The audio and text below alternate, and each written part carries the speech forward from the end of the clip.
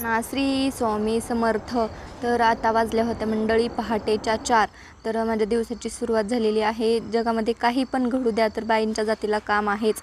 तर सर्व घर व स्वच्छ अंगण केलं. अंगण स्वच्छ झाडून झाल्यानंतर स्वच्छ अंगणामध्ये पाणी वगैरे मारलं आणि मी फ्रेश होऊन आले. तर तुम्हाला टायमिंग दाखवते. तर वाजल्यात आता 4:45 वाजता माझी देवपूजा वगैरे झाली होती.